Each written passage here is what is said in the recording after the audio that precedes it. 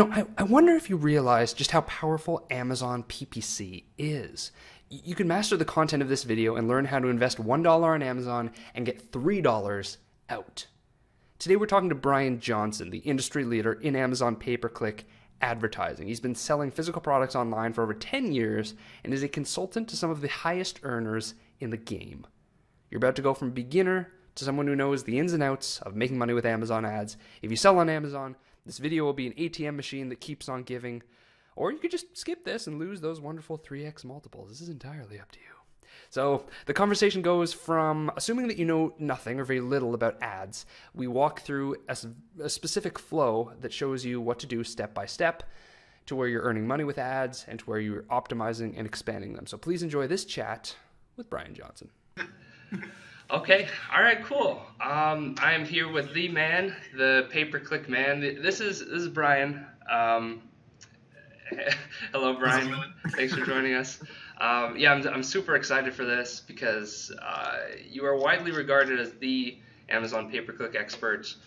Just great to get a hold of you and chat. I guess for people watching this in the interest of being a total standalone talk, what is Amazon pay-per-click? Okay. If we start out with kind of the basics, is that Amazon pay-per-click is Amazon's advertising platform. In other words, it gives us a chance to advertise our products that we sell on Amazon through ads that show up, basically like either link or or image ads that show up on Amazon. There's a couple of different platforms that Amazon runs, but what I'll talk about is specifically sponsored product ads, which is what you used to see. Is if you do a search on Amazon and you see a listing that has a little sponsored tag above the title, then that is what we're talking about here as far as a sponsored ad. There's several different ad types out there, but the sponsored ad is the most commonly used, certainly the one to start out with. One of the things I would say on that is that as far as why to even use it, the pay-per-click, as far as like basic terminology, as far as pay-per-click or PPC, that's simply a case where us as an advertiser, basically us selling our product on Amazon. Let's say, for instance, I have I don't know, make up some product, that I private label and I sell on Amazon.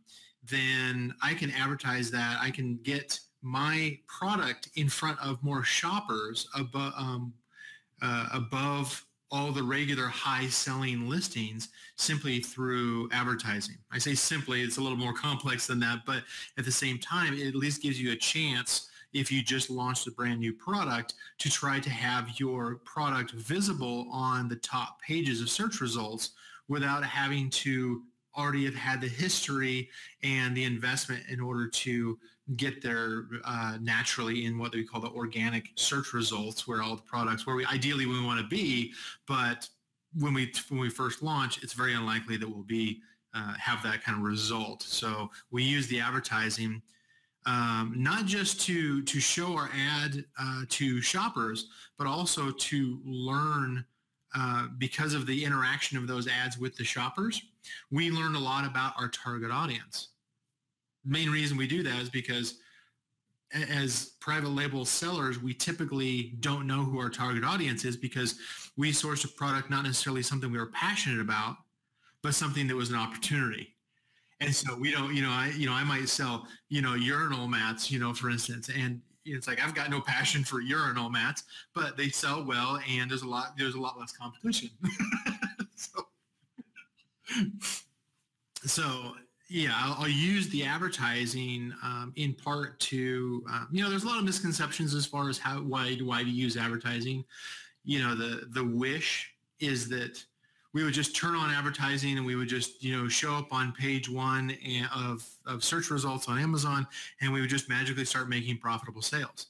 It certainly isn't that simple, but you certainly have a potential of working towards that, primarily by using the advertising to learn who your target audience is by learning what the search terminology that they're using to find your product and to purchase your product, which is absolute gold information. Okay. Okay.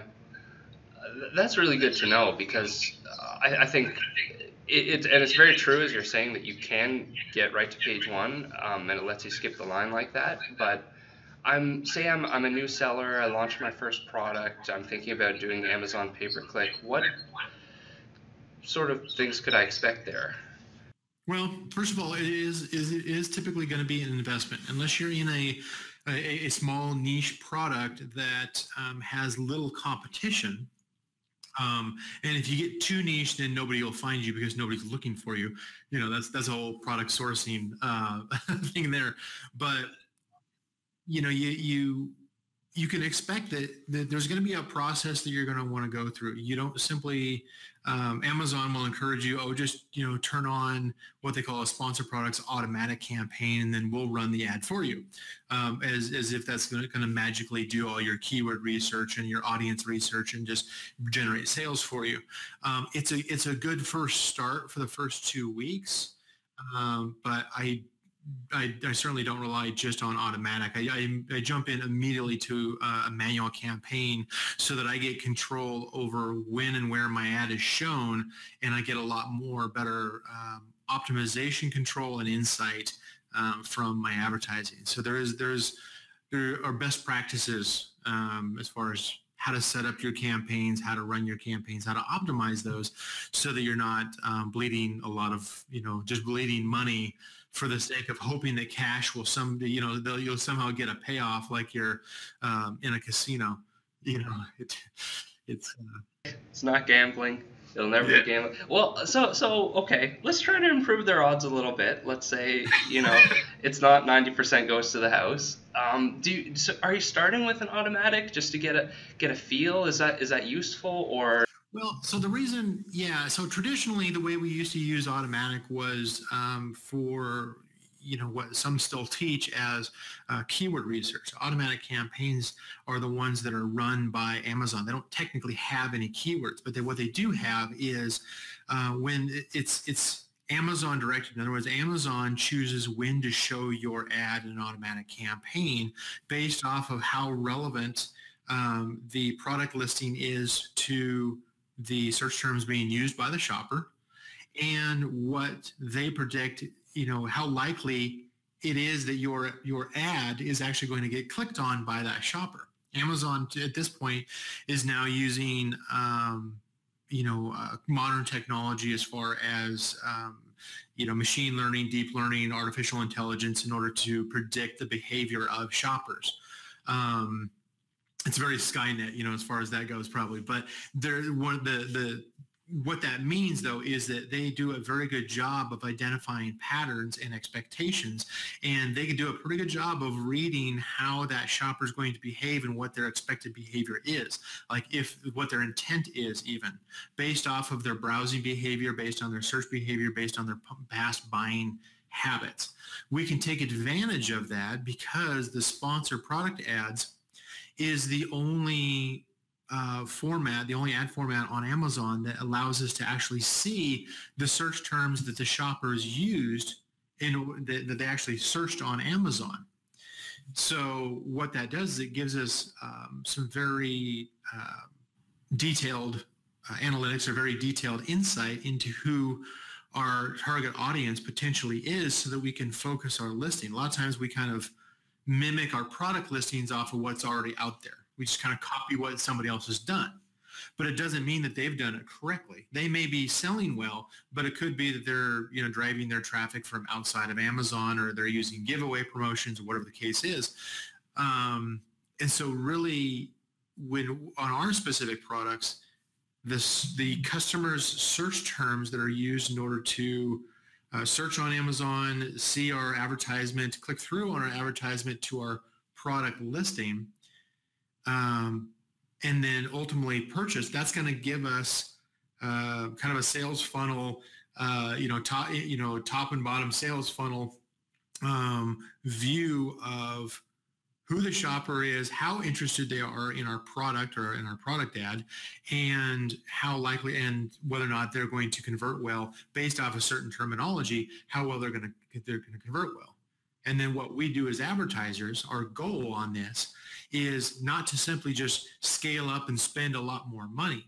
We use it to primarily, and this is where a lot of courses and teaching goes wrong in the Amazon space, is they think that, oh, we just magically, get on page one and we just sell, well, and we just, let it run. We turn on some software and we let it run. And really the what I consistently teach is to use it. Its best feature is to use it to learn who that target audience is, so that you can position and focus your product listing into a smaller target niche audience. You're not trying to attract everybody and sell to everybody. You're trying to find out who specifically is the best customer for your product, and then you can focus and optimize your, because I think you've done like an SEO segment, right?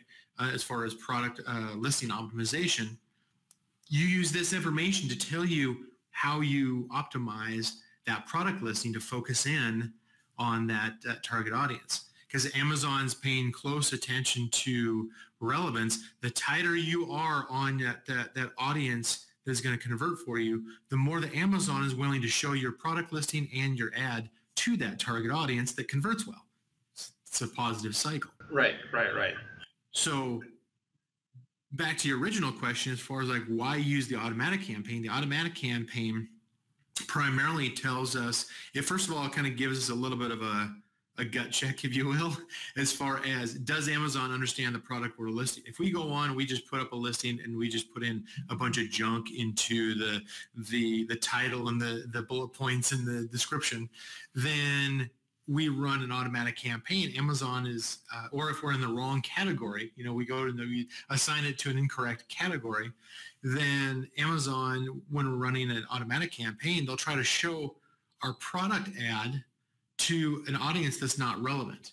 And so we might be selling, garden hoses, and they're saying that we are selling beach blankets. They're showing the ad to people who are searching for beach blankets. It's like, wait a minute, that's not even my product. That's when that kind of is feedback to you to say, okay, Amazon's confused. There must be something wrong with my listing content or my category there's a big error when I set it up in the first place that I can correct. The second benefit of the automatic campaign is that your ads will also show up on each product listing. You can look at your own product listings and you can see there's usually one or two rows of sponsored products related to this item. And so the automatic campaign is designed to show your ad in that section there on other product listings. That's where we usually get the ad reporting. We'll usually get a search term that's the ASIN of that product listing that the ad was shown on. So it does have its benefits. I still use it, but I also start manual campaigns the same day that I start automatic campaigns. I don't wait. I usually teach like, let it run for a couple of weeks. I did that, taught that 2 years ago, but anymore I start them on automatic and a manual campaign properly structured on the same day, so that I get the best of both worlds. Okay. And so if you're just getting started, maybe it's your first product, budget on both of those. You're running an automatic. You're running. If you keep it like a daily budget,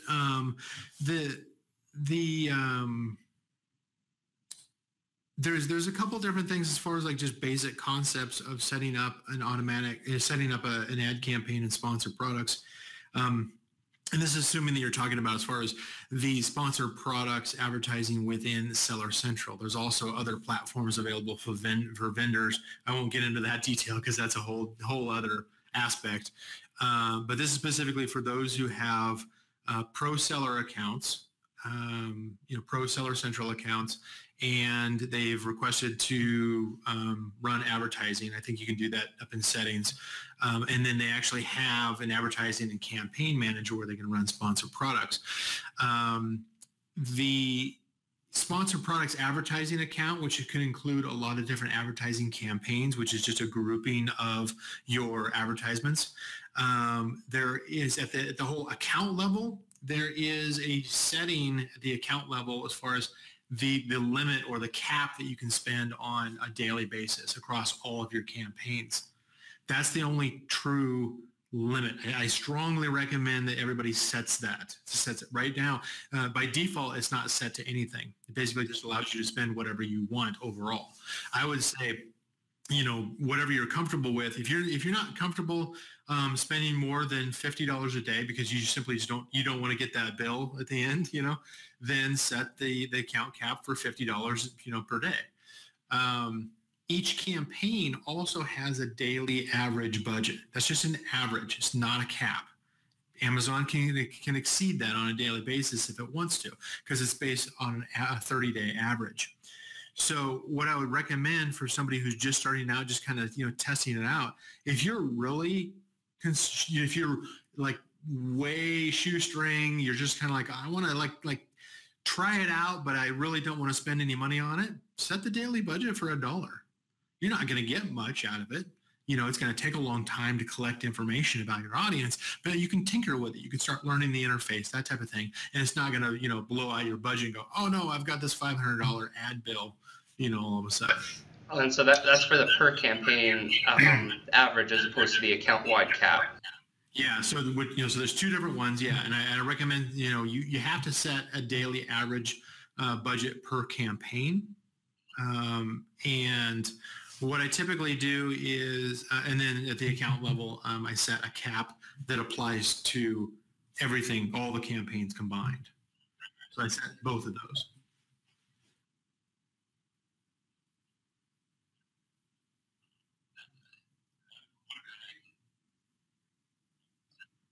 At $1 if you're really conservative and want to test the waters. But as you said, it's going to take a while to buy the data. Yeah, exactly. Yeah, generally I recommend a $10 to $20 budget.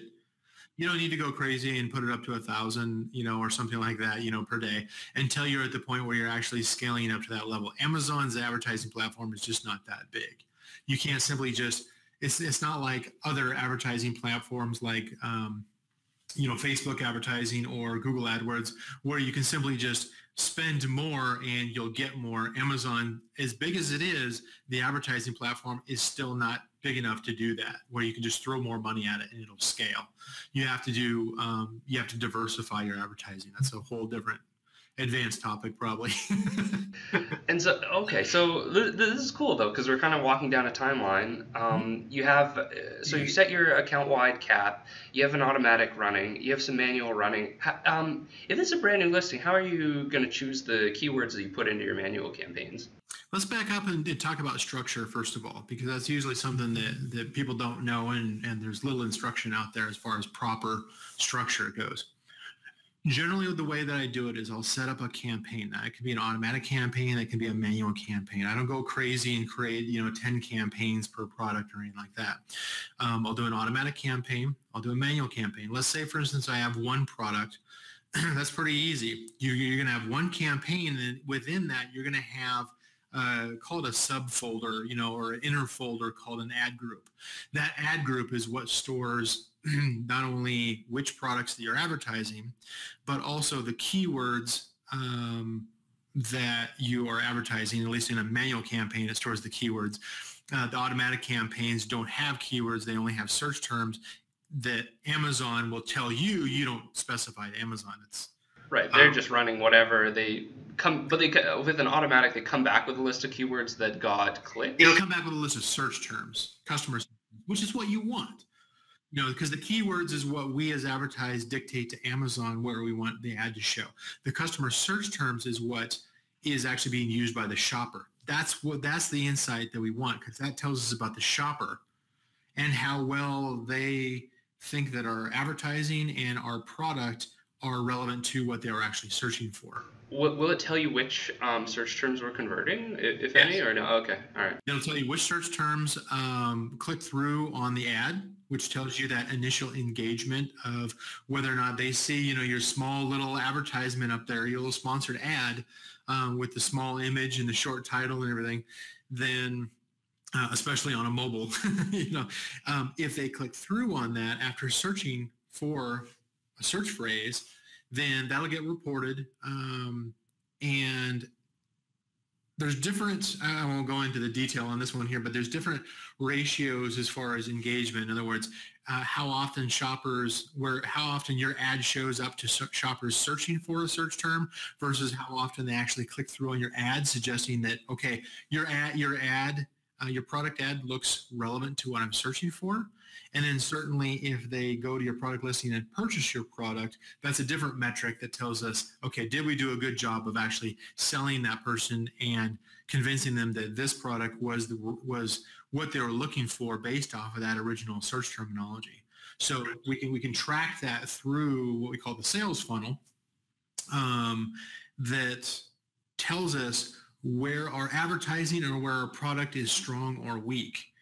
Our advertising data will tell us that. And it's the best source of data from Amazon, because Amazon, for instance, they don't tell us when somebody purchases a product not through an advertisement, when they just purchase a product organically, they find the listing in the search results, it's not a sponsored ad, and they purchase it.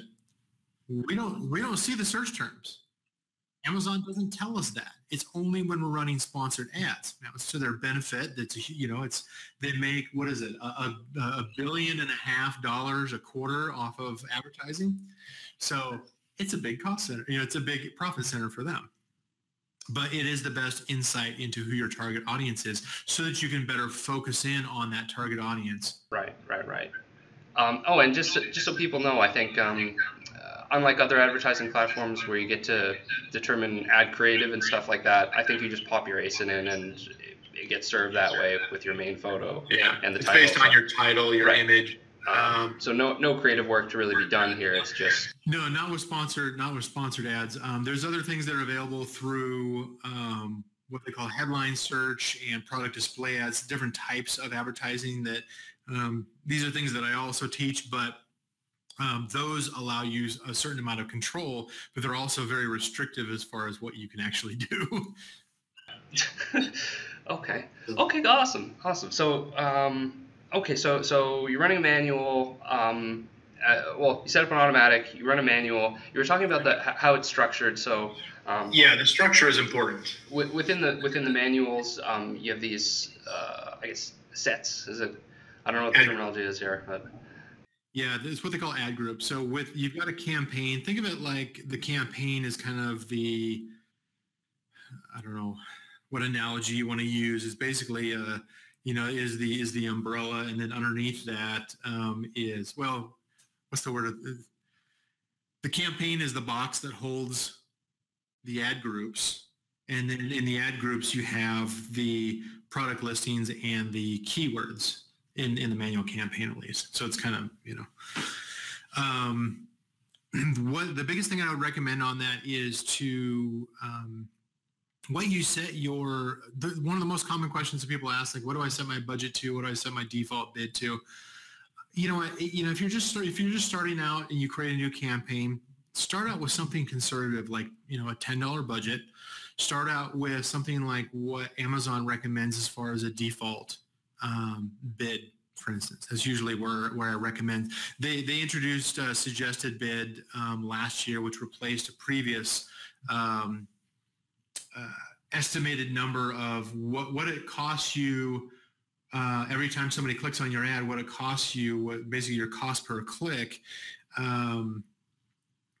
They adjust that automatically. They basically tell you what you need to bid. In other words, how much do you need to spend on average per ad click in order for your ad to show up on page one. And they improved that last year with something called suggested bid. And when you create an automatic campaign and you create your ad group, it'll give you the option to just use whatever their suggested bid is on an automatic ad group. What I recommend on that is that if you have just one product, you're just using one ad group. If you have three products, let's say you've got one product that serves the same target audience, but you have three different variations, like you have three different sizes, three different colors, right? Then you want to have each in their own separate ad group. I don't recommend grouping them into their own ad group except for limited circumstances, which is more, for very large sellers.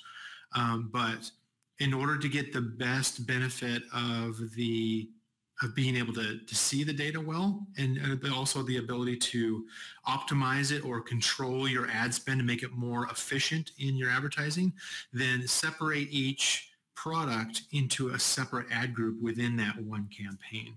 Same thing applies to your manual campaign. There's a lot more you can do in a manual campaign as far as things like ad group sets, where you've got different match type, keyword match types and these type of things. But the basic principle that I want to make sure that people understand is, create a different ad group for each product that you have within that campaign that is to the same audience. Now, if you have a completely different product for a completely different audience, put that into a different campaign because that's a different audience. Right.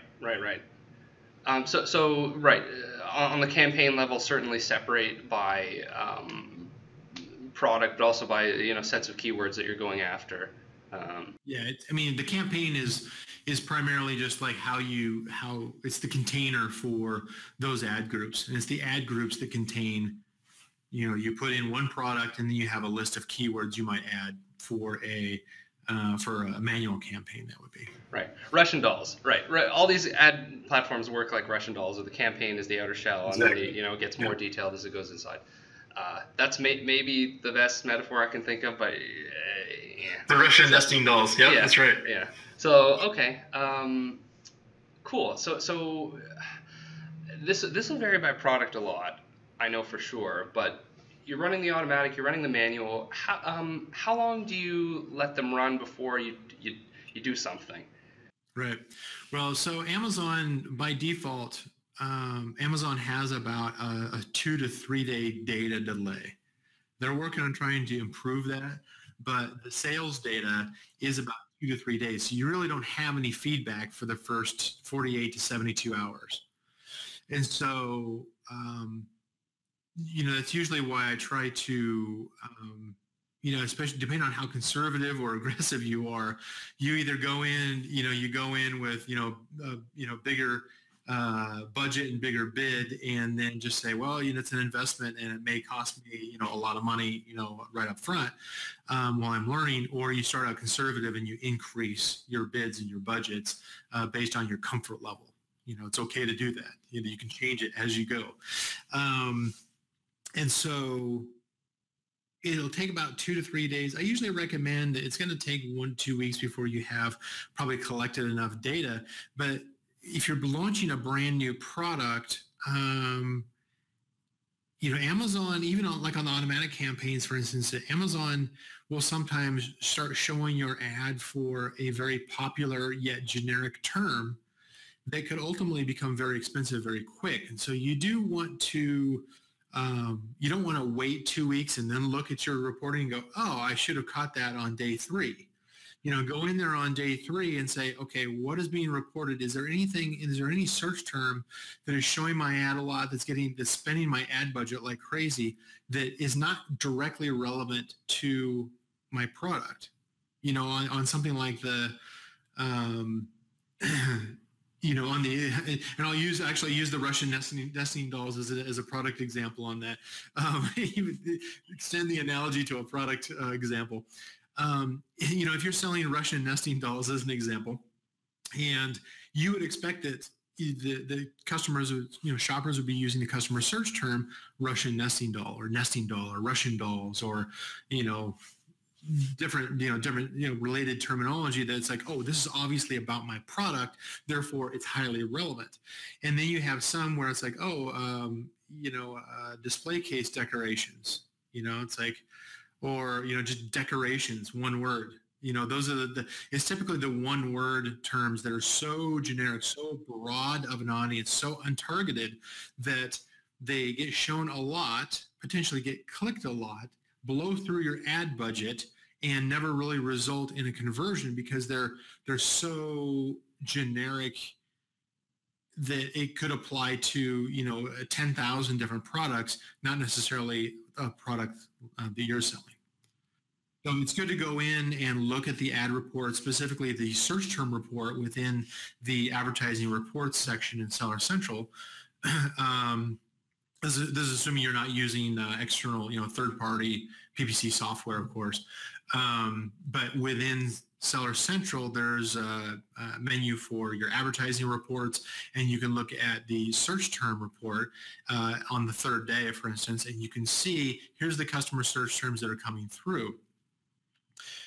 There's some different options as far as what they call negative matching. It's basically where you can block ads from showing for certain search terms within your campaigns. It's important to do that, to start learning quickly how to do that so that you can, things like decorations that's just blowing through your ad budget, immediately, you can block those from showing so that the ad is more likely to show on more relevant search terms.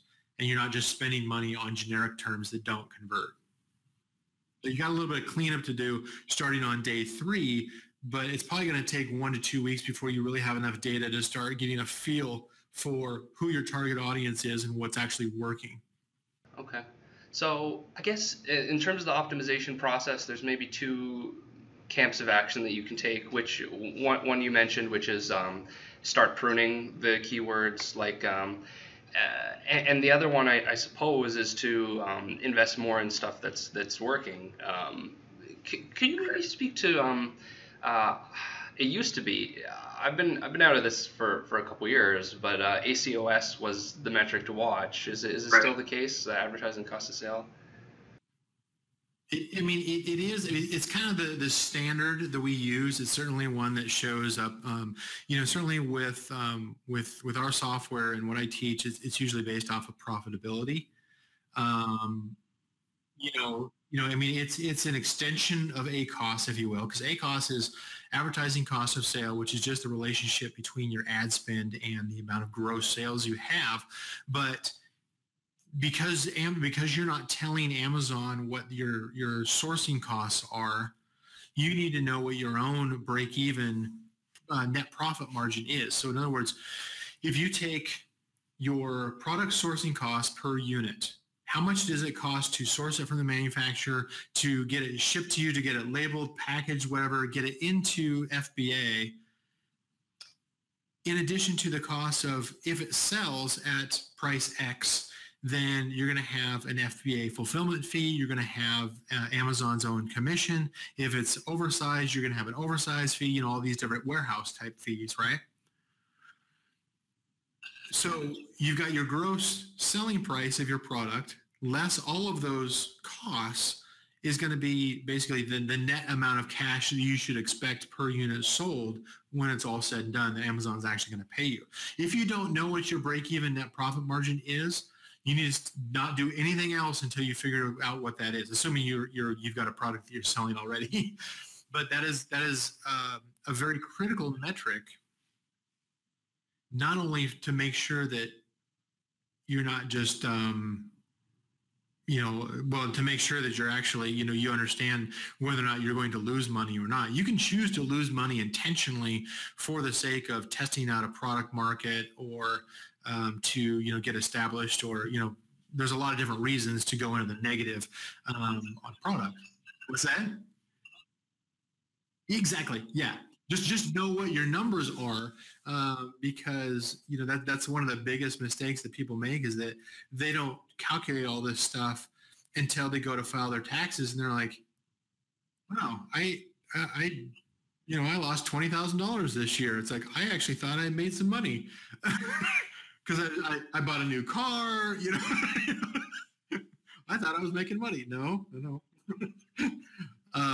But what that break-even net profit margin does, it also tells you, like, let's say for instance, you figure out that after all of your spending, all of your expenses of sourcing, getting the packaging, getting the product into FBA, selling the product, the FBA fees, the fulfillment fees, the Amazon's selling commission. If you're in Europe, then you've got VAT on top of that.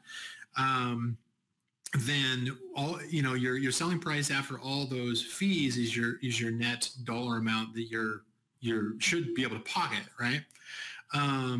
That percentage of what's left compared to your total, to your selling price, is your break-even net profit margin. That break-even net profit margin can also be used in your advertising to say, if I have, like, say, if I figured out I've got a 30% break even net profit margin, where I'm not making money and not losing money, if I'm advertising and my ACoS, my advertising cost of sale, the ratio between the ad spend and the gross sales turns out to be 30%, the same as my break even, my net profit margin, then I'm actually break even. That's actually the correct terminology, is that if my ACoS is equal to my net profit margin of my product, then I know that I'm breaking even. So I'm advertising my product. I may be selling units, but I'm not losing money. I'm not making money. And so that's kind of where we get into the target of using ACoS as a benchmark. But you have to know what your net profit margin is, because Amazon's not going to tell you. Right. So yeah, ACoS could potentially be still losing you money, depending on what your margins are. Exactly. Yeah. I've had, and I mean, there's always going to be something, the learning curve of learning how to sell on Amazon. It does take some effort, does take some time. You're going to make mistakes. That's okay. Everybody does that.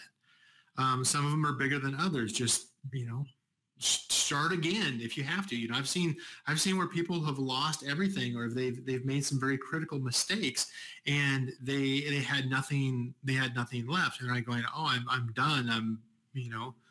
And you hear them whining, and you're like going, well, however long it took you to start out in the first place, start again. I mean, it's we make mistakes, but it's those who persevere through mistakes are the ones who are ultimately going to win. Yeah, so true. So maybe let's give this imaginary Russian nesting doll seller the benefit of the doubt. Maybe they've checked in after 3 days. They've cut some really obvious terms that were just too generic for them to convert, and maybe they've got a sale or two. Maybe. What then? Assuming. We'll assume everything's not up and to the right. Maybe they're getting a few sales. There's not a lot of action, perhaps. What do they do there? So one of the things that I teach is I teach. This gets into one of the things that I teach is about advertising objectives, which is also something that most people don't talk about, and that is understanding what your advertising objective. In other words, why are you using the Amazon, or why are you using the advertising? And if you're launching a brand new product, then your advertising objective may be to sell as many units as you can, both through sponsored advertising and other promotional or coupon or giveaway type of kind of efforts in order to sell as many units as you can, increase your what they call sales velocity or relative sales velocity, so that when you're in your first couple of weeks of launching a brand new product, you have a higher chance of locking in a higher organic search position. It's kind of like your honeymoon period, the first 2 weeks. If you can move as many units as you can during that first 2 weeks, you are likely, not guaranteed, because there's still things like relevance and customer satisfaction and social proof and these kinds of concepts. But that launch, an advertising objective of launching a product, you can use the sponsored advertising not just to learn who your target audience is, which is the next advertising objective, but also to help you move a number of units in order to help you with that initial release of your product onto Amazon. Our goal typically is we want to try to achieve a higher organic search position. So the search results that come back in a search on Amazon that are not sponsored, those are what we call the organic ones. And those are primarily driven, not entirely, but primarily driven by relative sales velocity. In other words, the number of units that you're selling per day relative to all your competitors. Generally, we want to go after the most aggressive one. This is kind of wishful thinking. We want to go after the most aggressive one and say, well, these sellers on page one, they're doing $100,000 a day in sales, so that's what I'm going to target. That's what I'm going to try to do. And sure enough, they don't reach that. Their ad, their listing might show up temporarily, but they quickly fall off because they've got no business being there. They don't have the number of reviews required. They stick out like a sore thumb that they don't belong there because they don't have enough reviews, and they don't have the right pricing, the right images, the right sales velocity and the right sales history in order to convince Amazon that you should stay there. There's some black hat methods, but I definitely won't go into black hat methods. But that's a whole different webinar there, a whole different call there. Probably hosted in some secret underground bunker on the Tor network.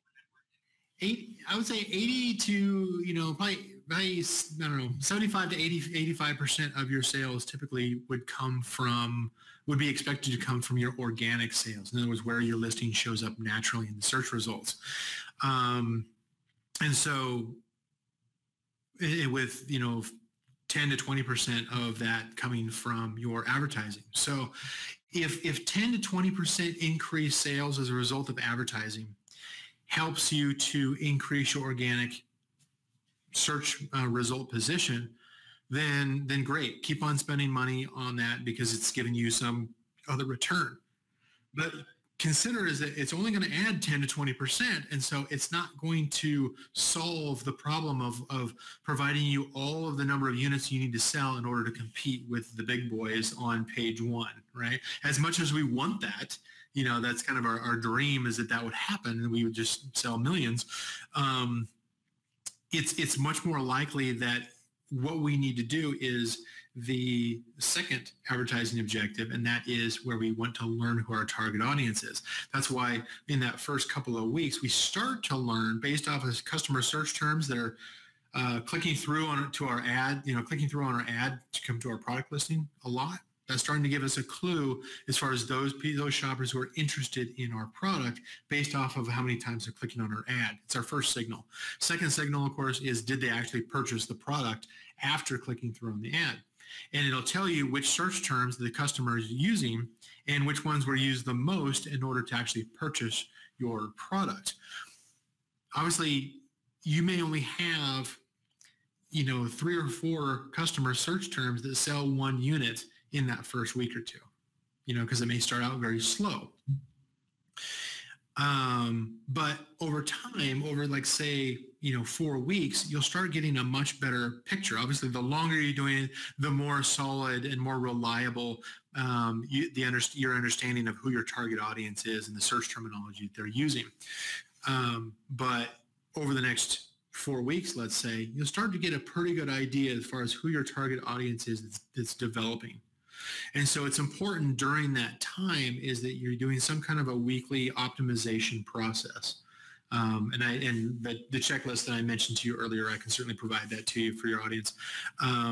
As far as something that's going to control the costs of your advertising, this gets into things as far as negative matching search terms, adjusting bids, looking at profitability, all these little factors that help you to have high-performing campaigns that are not just bleeding money. Like right now, if you're running ads and you're just losing your butt, wasn't sure on the audience as far as language, but if you're just bleeding money and it's painful to you, it's because you're not optimizing your campaigns properly. And that's why the proper process and the proper, basically the proper process that you do on a weekly basis is going to solve for that. It's going to help you to get back down to break even, if not just barely profitable, at the same time allow you to continue to be more aggressive on the search terms that are showing potential, that are converting. At the same time, while you're still researching other search terms, you're not losing a ton of money in the process. And so there's a balanced way of doing it, not simply just throwing money at it and looking at it a month later. That would be dangerous. Definitely, especially if you forget to set that account-wide cap. That's kind of crazy that it's infinite by default, but yeah. Well, and that's why I recommend that to all of my clients and all of my students is that you need to set that, because that is your safety net. it's that catch that if Amazon, because Amazon does that sometimes, they beginning of a brand new month, for instance, they might say, oh, well, you've got 30 days left of your budget now. And so if you set your budget for $10 at the campaign level, if you set it for $10, it's a 30-day multiple on that. So it's, that's $300 per campaign. It has the option. It can choose to spend that on day one. It's not like it spends it, I'm going to do $10 today and $10 tomorrow. Most of the time, the challenge that we have is it doesn't spend our ad budget, and we need to increase the diversity of the keywords that we're trying to target, in order to attract a bigger audience. But you definitely don't want to get caught, especially if you're bootstrapping your private label business. You want to make sure you've got that safety catch, and that's just kind of a reminder on that. That's inside of advertising and campaign manager. There's a campaign manager settings or campaign settings, and there is basically a daily budget limit or daily budget cap. I forget the terminology exact, but set that conservative initially and then increase it as you get more comfortable with what it's doing. And I guess, okay, so I think we're getting towards the end of the flow. Any really key points that they should remember in terms of optimizing when a campaign is starting to work and they want to scale it up? Well, most of the time what we're trying to do in the optimization, so the checklist, the basic checklist that I have, internally within my own ad agency, myself and my staff, we have a weekly process that actually has, I think it's like 23 or 24 steps. It's just an insane amount. But we're also talking about things as far as optimizing, which is the pruning you mentioned, as far as your cost-cutting efforts, to make sure that we're not overspending on search terms and keywords that may not be relevant or not performing well for our product. We need to identify those based off of certain minimum metrics, and then we need to block the ads or reduce how much we're spending on those ads in order to make them run more efficiently. So that's what we call optimization. Then there's expansion. Expansion is where we're trying to leverage what's working and we're trying to expand on that. Either we're trying to say, you know what, this keyword is working really great. It's converting like crazy. I bet if I went out and did some more keyword research and found, 200 more keywords, I could probably find a few other keywords that perform just as well or, sold more. It also helps us to tell us, with that expansion, it tells us how do we improve the SEO or the optimization of our product listing so that we can better position our product, not to go, and this is something I constantly tell students and clients, don't go head to head with the 800-pound gorilla. That might be your top selling search term, but you're picking a battle that you're probably not going to win just yet. Try to find a second or third or fourth search term or set of search terms that you can optimize your product listing, your title, bullets, etc., to try to get a higher organic search result for your product so you can start generating sales so you can actually make money, and start, not stressing out about, whether your product's going to pay you at all. It may not be selling, 10 a day, but I'd rather have you in a position where you're selling 2 a day as opposed to 0. That's you progress. You got to progress there. So say you're selling vitamin C serum or something like that. You're saying should you have vitamin C serum, like this main gorilla keyword, in your list, or just keep it out entirely and target like the second tier ones that are maybe less competitive? Well, so something like that, and first of all, I mean, the serum was one of those kind of blacklisted products that we don't, because we have our own product business as well. You can't see it here, but I actually have I've got a warehouse space here off, through a door on the side here.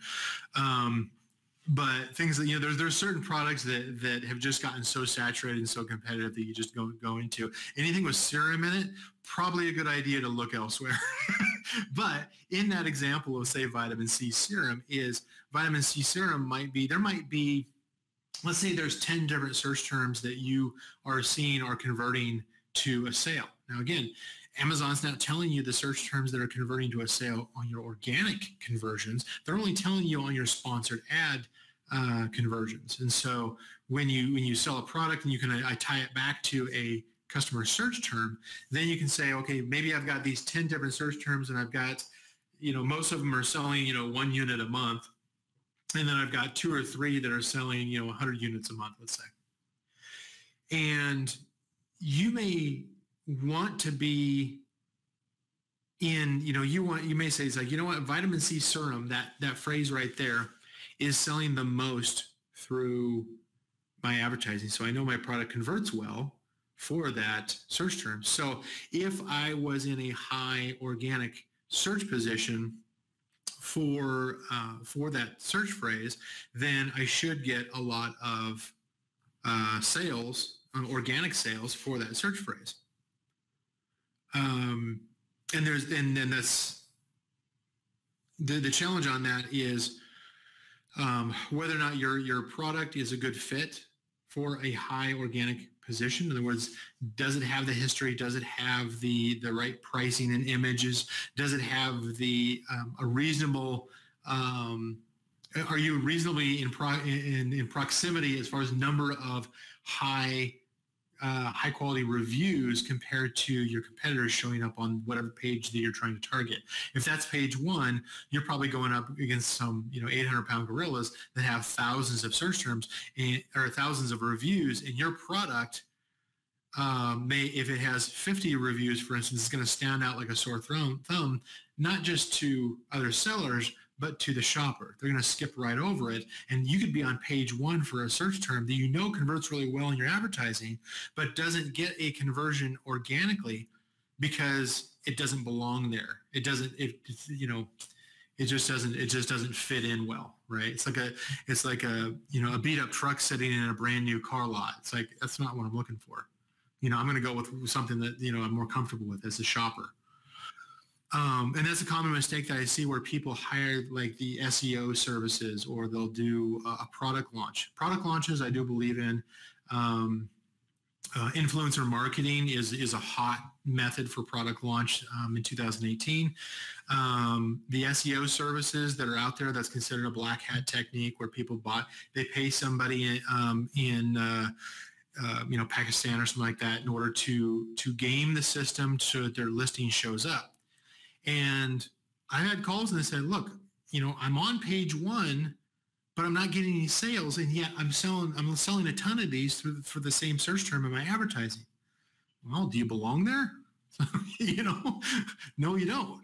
It's the shopper is not stupid. The shopper is going to look at the product and say, look, why are you on page? You don't fit in. Why is your product up here with 10, 20, 50 reviews, and all of your competitors have thousands of reviews? Just stands out. But one of the things that you can do on that is that you can do a search for, let's say it's vitamin C serum, for instance. You search on Amazon and you may see, and I'm kind of curious now what that is as far as the search volume. Let me see if I can do it here. Vitamin C serum. So vitamin C serum has 3,900 competing results, give or take. All right. So now vitamin C serum may be your top selling ad search term, but you're going up against 3,900 other listings that Amazon considers to be directly relevant for that search phrase. So maybe one of the things that maybe your second best one is vitamin C serum for face. That one has 2,600. Okay, let's see what else we got. Maybe your third best, advertised selling search term is vitamin C serum organic. That one's 3,000, so that one's worse competition. So in other words, what you're trying to do is you're trying to find the best combination of this one. This is a search term, a customer search term that sells well, that it's proven in my advertising that shoppers like my product when they use that search term. But at the same time, I'm not trying to go against the most competitive term I'll certainly have it in my listing, but I probably won't lead my product title with that exact search term, because I'm going to go with maybe a secondary one that I know that I could probably get up in the top 5 pages for, versus a very competitive search term that I may not even get on page 20 for. So, there's a value of being on page 5 versus not even showing up, in the top 20, for a higher competitive term. So, and part of that is just doing some testing and seeing what works for you. There's also a whole concept of category of relevance that I teach too, where you have to check to make sure that your product is in the correct subcategory for that search term. Right. If Amazon's categorization system, like it's literally, is it literally in the right category? Yeah, so kind of for those who end up watching this, is that take whatever your search term is, search on Amazon, your top, converting search term, or what you think your target search term is. Search on Amazon, and you'll see a couple of things on there. One is you'll see the number of competing results for that search term, and then also there'll be on the left-hand side there'll be a menu listing, and it probably only shows a few. It'll show like a master category, like vitamin C serum would be beauty and personal care, for instance. It would be a master category, and then looks like there's some secondary master categories of so vitamin C serum is just beauty and personal care. So it's just Amazon considers to be focused on that one main category. But within that, it goes into beauty and personal care, skin care, face, and then there's a bunch of basically the lowest level subcategories as far as serums, exfoliators, acids and peels, all these.